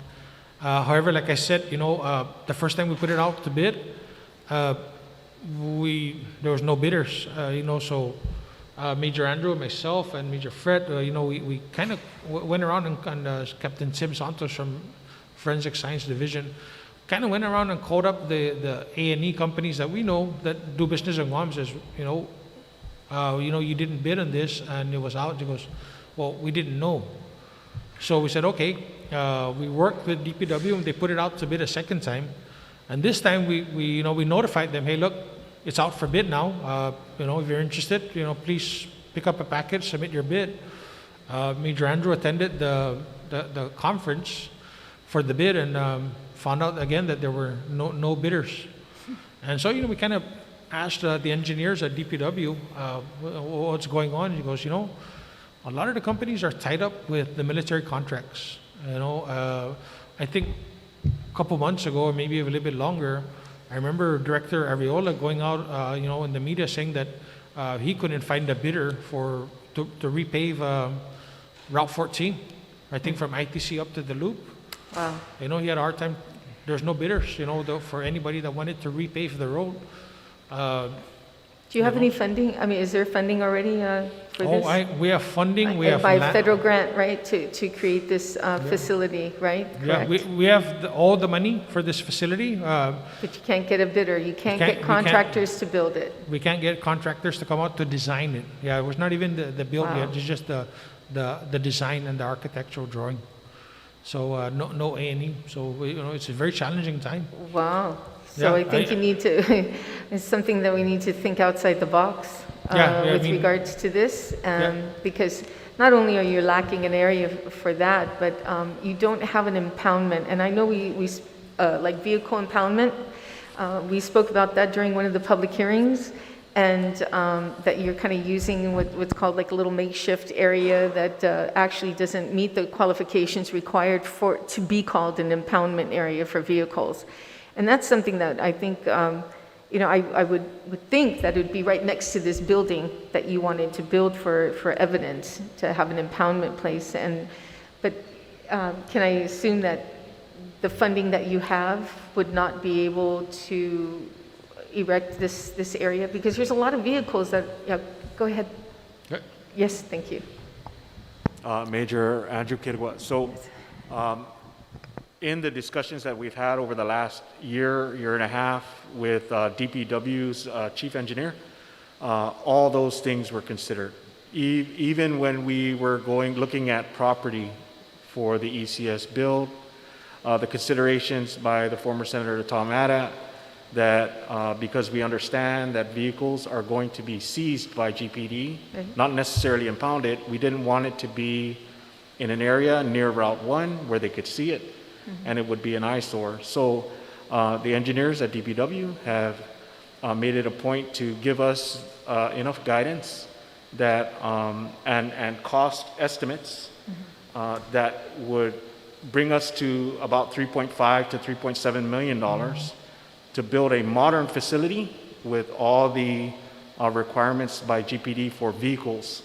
And I think the chief would agree, we no longer impound vehicles.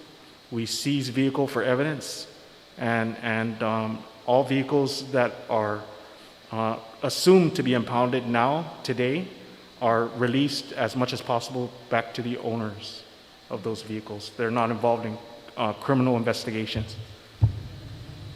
Okay, yes. Major Chartliff again. So I know you're asking and why, or that when we put out these bids that we didn't have any takers. I actually spoke to, 2 companies that do both architectural, A&E, as well as construction, and they said they're rather focused on the build-up because they know it's straight up, they'll get the monies. They said once they're done with their projects, they might consider, but I think that might be another factor because of the camp loss that's built up that's going on. Again, because I was over at Investigations Bureau, and yes, we did put it out a couple times and no takers, and we were trying to figure it out. So I ran into one of my friends that had a company, and he said, it'd be nice, but they're working on the camp block. Thank you for that information. It's ironic because here we are totally opposite, when we didn't have the money, but we had contractors, and now we have the funding to do it, and we have no contractors to do it. It's ironic to be in this situation. I've never experienced this. So we need to think outside the box, I think, and, Officer Andrew, I think I'm probably going to meet, if it's okay with Chief, to even discuss. I think Senator Bloss, if he's still, and I have a meeting with you to discuss what we can do to move this forward and incorporate the impoundment section 2 as well. Okay. The other one is on overtime. Has any of the ARP funding been paid, used to pay overtime? ARP funding? No. To pay overtime? None. No. Okay, it was mentioned, of course, my colleagues asking about the ARP money and what you're going to use it for. Well, Chief, we had public health in here, showing us about 17 million is what they anticipate asking for. And then we had DISIT coming in here the other day and saying that it's about $3 million that they're asking for this is for the ARP funding. So I know that you said you're all over the place on what equipment and everything like that, justly so, but how much money have you asked for the ARP funding? I don't remember, Senator. I don't have that. And do you remember? You see me scrunching because I'm trying to remember too. Oh, because the last. I'm sorry, can you, can you repeat what you said, please? I'm kind of scrunching my head too because we've been dealing with so much numbers preparing for this budget. I really was focused on overtime, only because, as we mentioned in here, we actually got approved a reimbursement of overtime of $1.4 million. So that got me excited. So no other number stands out to me right now.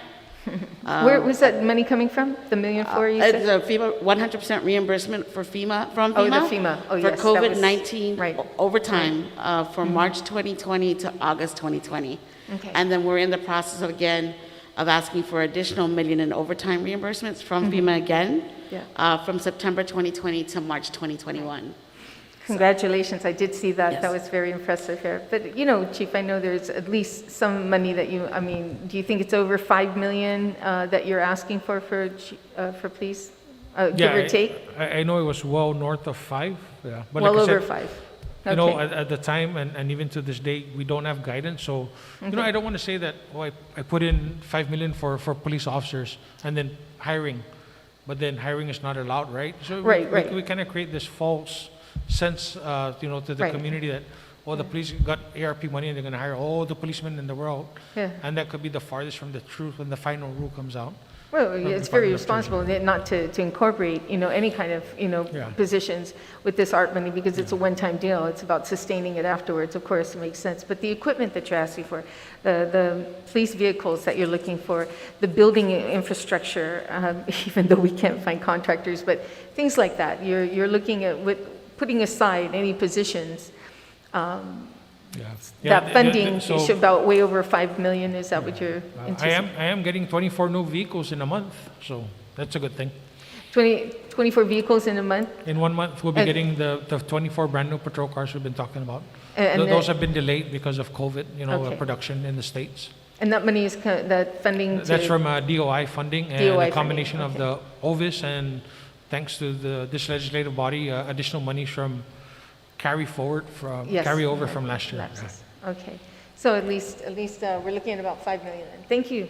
The last thing I have is items you already had. Okay. Most of my other colleagues answered the questions I had, so I appreciate your time and everyone that's here. Thank you so much. Thank All right, thank you, Senator Tello. Senator Toniata, sir, do you have any comments or questions for the panel? Thank you, Mr. Chair. It's always tough being the last one, right? Because everybody asks all the questions already, so. No, stop it. Thank you, Chief, and all of you for being here today, this afternoon. And, it's like beating a dead horse again, the ARP funding. And, Chief, I'd like to thank you for at least acknowledging, a range that you requested from the governor and what you intend to do with it. The people of Guam know that money is coming. They know that it's going to go out to the departments and agencies. I'm not sure why Director Burns from DOA was being so secretive about it, but transparency, accountability, but most especially honesty is what the people of Guam are looking for.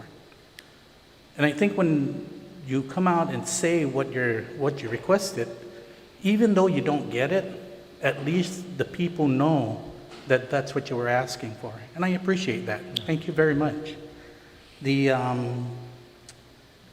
did mention on your ARP funding that you would like to, get additional vehicles and personnel. When you mentioned personnel, were you looking at hiring on contractual basis, or were you looking at, hiring and then moving over to general fund? And I ask this of the other agencies because, we need to be very cautious how we move forward where, we're not sure what the general fund is going to look like in the future. And this money is only going to last so long. And I just wanted to get your take as to what are you looking at in general, Chief? I don't want specifics and dollar amount that you're going to use for each area, but at least let the people of Guam know what the police department needs and what they plan to do with this ARP money, should they be able to get what they requested for. So that at least they can have a peace of mind knowing that the public safety department that is that is responsible for the care of the people out there is going to try and do what they can to get the resources that they need. So if you can just a little bit on Sure. what you plan to do. Sure, with it. Senator, and and like I alluded to earlier, we put in what we asked for ARP, and we were all over the place because we didn't know, and still we don't know to this day, and really that is the truth, and that we don't have the final rule, and we don't have the final guidance from whoever that's going to be from whether it's the governor, lieutenant governor, DOA, BBMR, or even from the federal government, what we can and cannot use this money for. So, like I said, we were all over the place with this: personnel, vehicles, specialty use vehicles for crime lab, for SWAT, a whole new fleet of cars. So, like I said, we're all over the place, and that's where we're at with the ARP. But, until I know for sure, until anybody knows for sure really what, because I guess we know how much we're getting, we just don't know really for sure what we can and cannot use it for. And so, that's what I was trying to allude to, is that I know what I want. I submitted a budget for it. It's all over the place because it's not specific to I want to build buildings. It's not specific to I want to hire people only. And you're right. That's one of the considerations you have to take in as a director is, yeah, you can have ARP money to hire 100 people, but can you afford the 100 people 2 years from now when the ARP money dries up, or 3 years from now when it's gone? And is the economy going to be able to sustain that much people in such a short time? Yeah. So I don't have the answers for that, and that's why I'm not trying to be elusive, sir. I'm just trying to say that until I get good guidance from the governor, lieutenant governor, as to what truly is allowed to be used by the ARP funding, we submitted our wish list just like probably every other director or agency head in the government. Yeah, thank you for that, Chief. I appreciate it.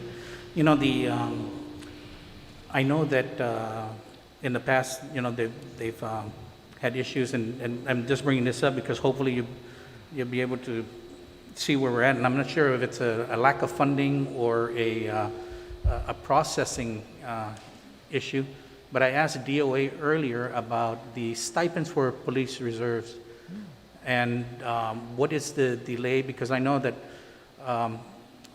officers were saying they weren't getting paid monthly. There's 2 months delayed.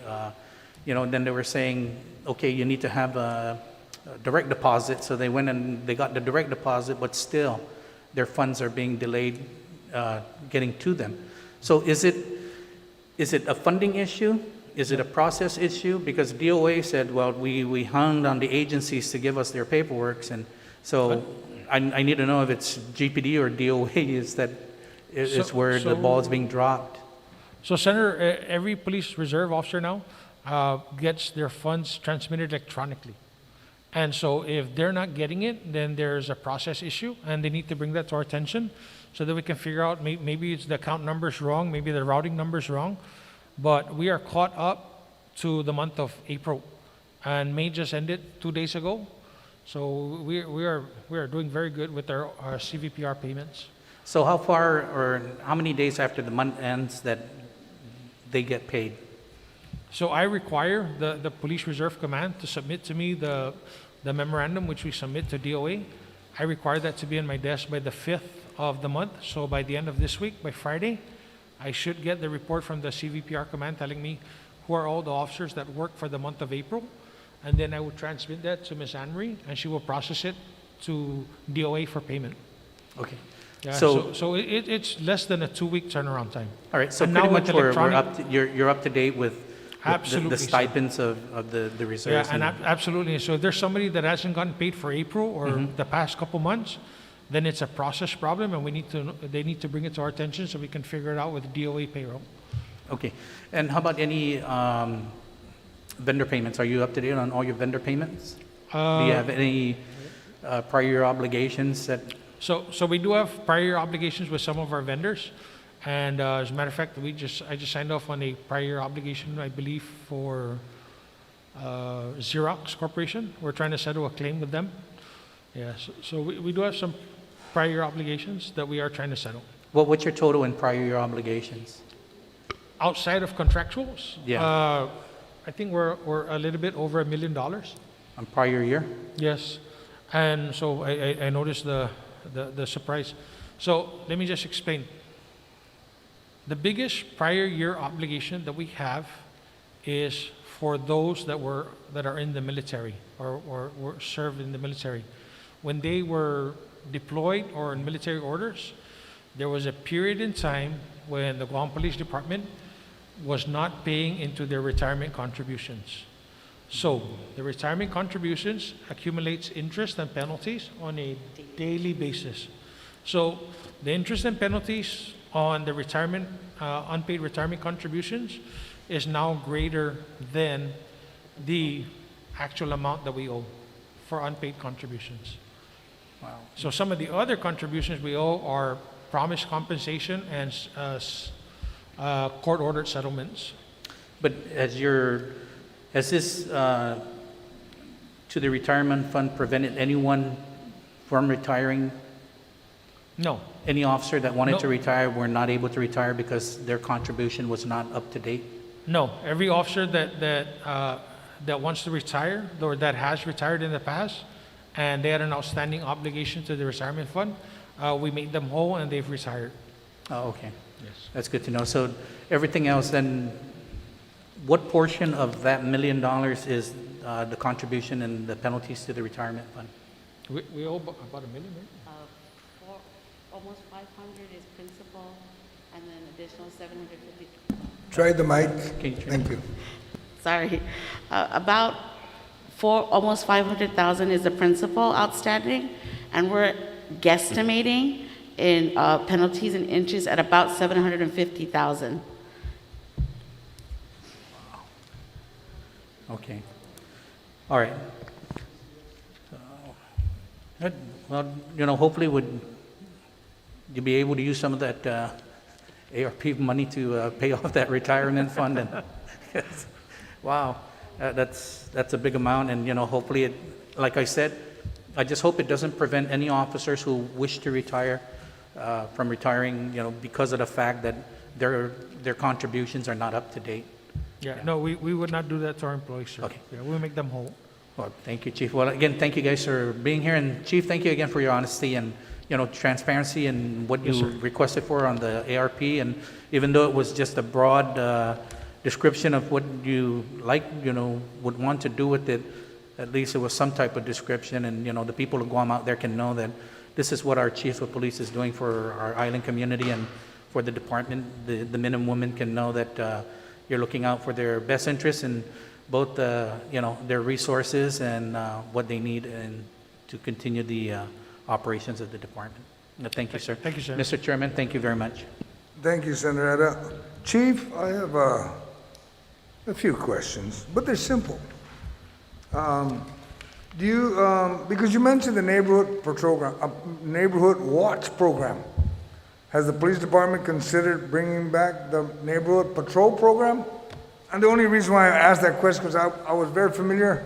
I was on the last cycle, the 19th cycle, that there was a police motorcycle academy. And I know for a fact the police department hasn't had a motorcycle academy yet. It's always been, our good friend Huey, deceased.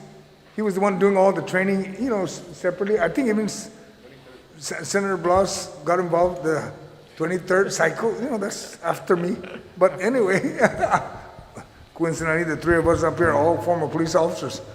But Chief, I was just concerned because you have the neighborhood watch program.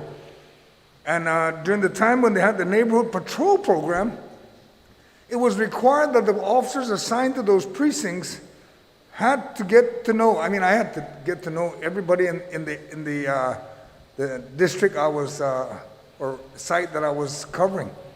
And I was on a motorcycle, and it was, whoa, let me tell you, the community, their eyes focused on the motorcycle more than the patrol car. They got so used to the motorcycle that they weren't even looking for the squad cars, because why? We were all over the place. And I was just curious to know do you anticipate bringing that back? If not, I understand, because that's a different program. Yes, sir. So, it's something that we are trying to do. As a matter of fact, we have already started some of the research. We're trying to figure out how much it's going to cost, for motorcycles. We did get quotes recently from at least two of the vendors on island that may be able to provide police package motorcycles. We're maybe even looking at other vehicles. Maybe, I remember there was a time when we used to drive a Prius around, right? And it was just meant really for community watch and neighbor watch programs. Just like all good plans, sir, we want to put them in place, but understanding what the priorities again are, making sure that we still have the patrol officers at the precincts first and foremost, because they're the first line of the response to the community, and then we build upon that and bring in our neighborhood patrol watch program, and we're looking at maybe outfitting maybe at least a 10-man team, right? So that they're not necessarily responding to crimes, but more engaged with the community relations, engaging our community. You're right, I knew all my police officers that patrolled Mauricio when I was growing up. Most of them were my uncle anyways. So, I didn't call them Officer San Nicolas, it was Uncle Sandy, or whatever. Uncle Dave Mata, those were all my patrol officers when I was growing up as a kid. So, I knew them, and that's the kind of stuff that we need to bring back to the communities is, making sure that the community knows who's the patrol officer by first name, last name, and that they have a relationship with them because, they know them, they grew up with them, or they're just engaged with their community. And yeah, I enjoyed that as much as you do. All right, and the reason why I was trying to lead to that is because, that this body had submitted a letter to the governor requesting that out of the ARP funds, that you would get $5 million for the purpose of increasing or replacing equipment. So, that plays a major factor on your whole budget. I mean, if you got $5 million, you can build a building, you can place all your vehicles, get new weapons and so forth, okay? Or whatever you would decide, but it was all focused, everything but employment, because those are recurring costs. The next one is, I think you already answered the prior year obligation, so I wouldn't have to ask that question. And Chief, I think we're done. Yes, sir. This was too easy today for you. I mean, you did a great presentation. I thank you very much. That's my staff, sir. All of them. And Right. Officer And I'm just Guåhan. surprised that she's wearing 3 hats. Yes, she is, sir. I'm not endorsing this, but I'm hoping she'll get some help. Yes, And we she are. gets a stable position so that she can oversee, because she's doing it all anyway. But anyway, we will conclude the budget hearing on the Guam Police Department. The committee will continue to receive testimony. Please address your written testimony to the Committee on General Government Operation, Appropriation, and Housing, and submit it via email to Senator Joe S. Agustin at gmail.com, or to my office located at Rand Care Building, 2nd floor, Suite 3, 761 South Marine Corps Drive, Tamuning, Guam. Since much for your attendance, Chief, and to the officers in the panel. Pura familia. Anyway, and participate in today's hearing. And for those at home, thank you for watching. This budget hearing on Bill 55-36 CR relative to the Guam Police Department is now adjourned. It is now 3:59. And please drive safe and be safe. Thank you.